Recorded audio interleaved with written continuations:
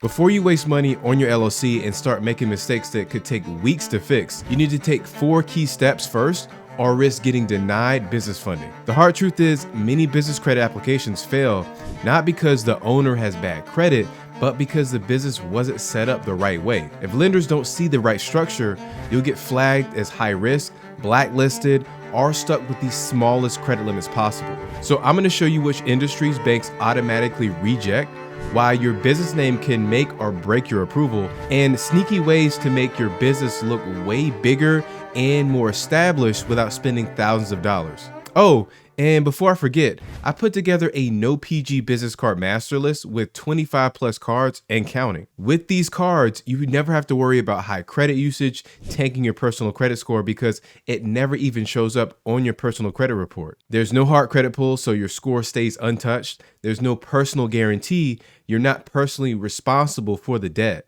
And here's the big one. If your business ever struggles and you have to shut it down for some reason, you can walk away debt-free. If you want instant access to the No PG Business Card Master List, just hit the link below. Now, the National Small Business Association does what they call a Small Business Access to Capital study, and 20% of these small business loans are denied due to business credit. So a properly structured business is the foundation for establishing strong business credit. Lenders, banks, and credit bureaus assess a company's legitimacy and financial stability and ability to repay credit based on how well the business is set up. And without a solid structure, even businesses with revenue and good financial habits can face credit denials, lower limits, or high risk classifications. And if you're about to file your LLC, stop and think about your business name first, because the wrong choice could kill your funding before you even get started. Many entrepreneurs make the mistake of picking a name that sounds great, but raises red flags with lenders, leading to lower credit limits, higher scrutiny, or outright denials. Since business credit approval starts with how your business looks on paper, your name is one of the first things lenders look at. If you get this wrong, you might unintentionally land in a high-risk category, making it much harder to secure funding. And you might think naming your business something like your first name and then real estate investments or elite trucking solutions. Maybe it sounds more professional to you, but here's the problem. Lenders see these industries as high risk. Banks and credit card issuers often deny businesses in industries with high default rates. Some lenders completely blacklist businesses in real estate, trucking, finance, and certain types of retail. So if your business falls into a high risk category, your credit limits could be lower and you might struggle to get approved for loans and credit cards at all. So for example, imagine 2 business owners apply for the same business credit card. One owns Johnson Logistics and Freight, and the other owns JLC Solutions. Guess who gets approved faster? Yeah, it's JLC Solutions. They don't immediately trigger any high-risk alerts in the bank's automated system, while Logistics and Freight might get flagged. So the smart way to name your business is you want to use broad, non-restrictive words like consulting, solutions, enterprises, or management. So for example, instead of West Coast Home Flippers, go with WCH Enterprises or West Coast Consulting. These names allow you to operate in multiple industries without raising lender red flags. And you want to think long term. You might start in trucking today, but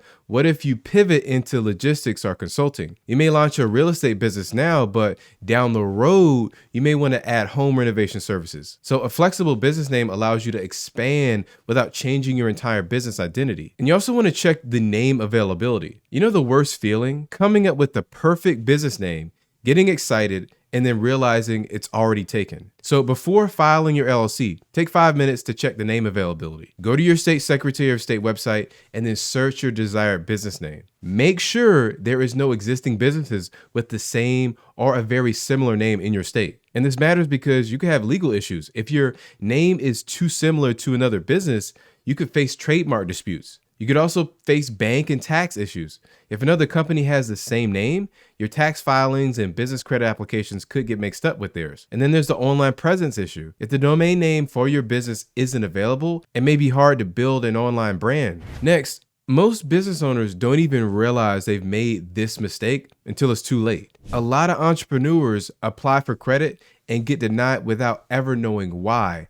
The reality is, lenders use NAICS codes to assess risk. And if yours signals risky industry, you could face lower credit limits, higher scrutiny, or outright rejection, even if you have a great personal credit score. And NAICS stands for North American Industry Classification System Code. I know that's a mouthful. And here's how selecting the right NAICS code before filing your LLC can mean the difference between getting $50,000 in business credit or getting shut down completely. Lenders really assess your industry risk before extending credit to you. Some industries are even seen as risky due to higher failure rates, legal issues, or unstable cash flow. So if your NAICS code falls into a high-risk category, banks may deny your business credit application entirely. And they could approve you, but limit your credit line significantly. Or they could charge you higher interest rates on loans, and then certain high-risk industries automatically trigger rejections even if you have great credit. For example, imagine if you and a friend both apply for a credit card. You run a real estate investment company, and then he runs a marketing consulting firm. Even though you both have strong personal credit and identical revenue, his low-risk industry gets approved for $50K, while your real estate business gets denied or approved for about $5K with higher interest rates. And that's because banks consider real estate investments volatile, while consulting businesses are seen more stable. And a lot of business owners don't even realize they have full control over their industry classification code, and that picking the right one before applying for funding can save them from future headaches. So what you want to do is go to NAICScode.com and then enter keywords related to your business. Avoid those high-risk industries like real estate investment, trucking, financial services, definitely adult entertainment, and cannabis-related businesses. You want to choose a lower-risk fundable category like consulting, general business consulting, marketing services, advertising and branding, business management, and admin and corporate consulting. And then you want to pick a code that aligns with your actual business activities, but doesn't put you in a risky category. And choosing the right NAICS code is just half the battle. The other half is making sure it's the same everywhere. See, the thing is, lenders cross-check your NAICS code when reviewing applications. If your business bank account, EIN, and LLC registration show different industries, banks may suspect fraud. Agencies like Dun & Bradstreet uses your NAICS code to build your business credit profile too. So here's where your NAICS code needs to match: your LLC registration with the Secretary of State, your IRS EIN filing, your business bank account application, your Dun & Bradstreet profile, and then all of your loan and business credit card applications. So for example, let's say you registered your business as Smith Consulting, but used the NAICS code for freight logistics when opening your business bank account. Now, when your bank checks your business credit profile, your industry classification is all over the place, raising red flags and leading to delays or denials. That's why it's so important to have consistency across all platforms and all agencies. Now, your business address plays a major role in how lenders, banks, and even customers look at your company. Some business owners don't think twice and just use their home address. After all, it's convenient, right? But this small decision could mean your business doesn't look legit enough on paper. So let's talk about how setting up a virtual office can boost your business credibility and improve your chances of getting funding and protect your privacy, most importantly, and when it might not even be necessary. And here's why a virtual office matters. Picture this. You're a bank reviewing thousands of business credit applications daily. You come across two businesses. Application A, listed as 123 Main Street, Suite 400, Financial District, New York, New York. And then application B, listed at 475 Maplewood Drive, Apartment 4B, Small Town, USA. Which business do you take more seriously? I would definitely say 123 Main Street, New York, New York. So in some cases, using your home address can work against you. Lenders may flag your business as small scale or unstable, especially if they see a residential or apartment address. And then you have public records exposure. Your LLC address is publicly listed in state records, which means your home address could be searchable by anyone. And some banks might outright reject applications with home addresses because they view it as a higher risk for fraud. And a virtual office can fix a few of these issues. A virtual office provides a professional commercial business address that makes you look more established. It keeps your home address private, which is especially important if you're working from home but don't want clients or strangers knowing where you live. It also gives you a commercial address which signals to banks and vendors that you are a serious business, and that increases your approval chances for business credit. But not all virtual office locations are created equal. Some are just glorified PO boxes, while others can actually increase your business's credibility.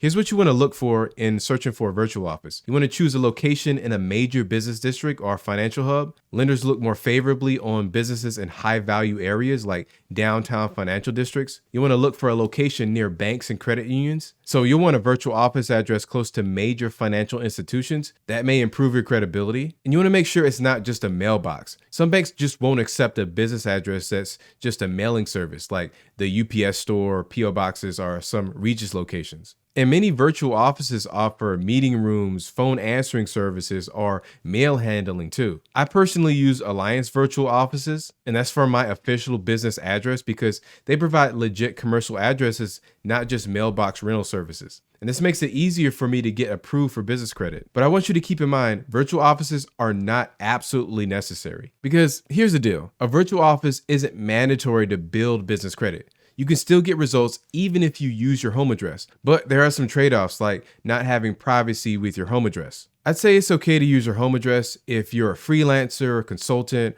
or on a small scale business with no client-facing operations. Maybe you're just starting out and don't want the extra expense of a virtual office too. But a virtual office might be necessary if you plan on scaling your business and applying for larger credit lines, loans, or corporate funding. And if you don't want your home address publicly listed on your LLC registration. Also, if you want to present a more professional image to banks and investors and potential business partners, you'll want to sign up for that virtual office. But I got to warn you that some banks won't even accept virtual office today. Not every bank is on board with virtual addresses. Some specifically require a physical business location or a home address when opening accounts. Those lenders and banks are Capital One, Wells Fargo, and Revenue FlexLine. Those are just from my experience. And moving on. You may have a great business idea, but if your business doesn't look legit, banks, lenders, and even potential customers might hesitate to work with you. And think about it. If you're applying for a business loan and the lender saw that your contact email was your first name 2023 at gmail.com, what would you think? Probably that your business is still in the early stages, or worse, that it might not be a real business at all. This is why establishing a professional business presence is non-negotiable if you want to secure funding with high-value clients and be taken seriously. And free email just looks unprofessional. So using gmail.com or yahoo.com or outlook.com immediately signals a small amateur operation. Lenders and even customers will question if your business is legit or just a side hustle. It's really a small red flag for fraud, and banks prefer businesses with their own domain for added credibility. The right way is to set up a business email. Get a branded email with your domain like info@yourbusiness.com or support@yourbrand.com. You can get one through Google Workspace for as little as $6 per month, and that's a tiny investment for a massive credibility boost. And for example, if you were choosing between two companies, Company A is John's Home Repairs, and his email is johnfixesstuff@gmail.com. Or Company B, which is Smith & Company Renovations, and they use info@smithrenovations.com. Who would you trust more? And who would a lender be more likely to approve for a business credit card? I would say option A. Next, if you're running your business using your personal cell phone, it's time to upgrade. You really shouldn't be using your personal phone number. It looks unprofessional when applying for business credit. You could miss out on approvals. Many banks verify businesses using third-party databases that match your business phone number with your LLC. And you don't want to mix business with personal calls. Imagine answering a bank call like, "Hey, what's up?" instead of "Thank you for calling Smith & Company Renovations." I use Grasshopper for my dedicated business line. It's affordable, easy to set up, and it gives me a separate number for my business calls. And you want to consider a 1-800 number for added credibility. And toll-free numbers imply a larger established business, even if you're just getting started. Another great option is RingCentral, and other people use Google Voice. That's a free option, but it's not as professional. Next, I want you to imagine a bank is reviewing your business credit application, and they do a quick background check to verify your company. One of the easiest ways for them to confirm legitimacy is the 411 business listings. Many lenders automatically verify your business using public databases. If you're not there, they may assume that your business doesn't even exist. Some banks will reject your business credit applications if they can't find you in the 411 or business directories. So you'll want to get your business listed there. You can use a service called listyourself.net to manually register your business phone number in the 411 directory. And you want to make sure that the information there that you submit matches your LLC registration and EIN records, because remember, consistency is key. And being in the 411 directories boosts your SEO and online discoverability, helping customers find you more easily. It also adds an extra layer of trust when clients or vendors search for your business. But let's be real, what's the point of looking legit if you're still struggling to get approved for business funding? If you've ever applied for business credit, you know the drill. Banks want everything. I mean, tax returns, bank statements, proof of income. And if you're a new business, forget about it. Most lenders will shut you down before you even get started. But here's the thing, not all banks play by the same rules. Over the past 60 days, I found 6 banks that are handing out starting credit limits over $10,000. And yes, even to brand new businesses. No tax returns, no profit and loss sheets, no hoops to jump through. Just click this video next to check it out. And thank you for watching.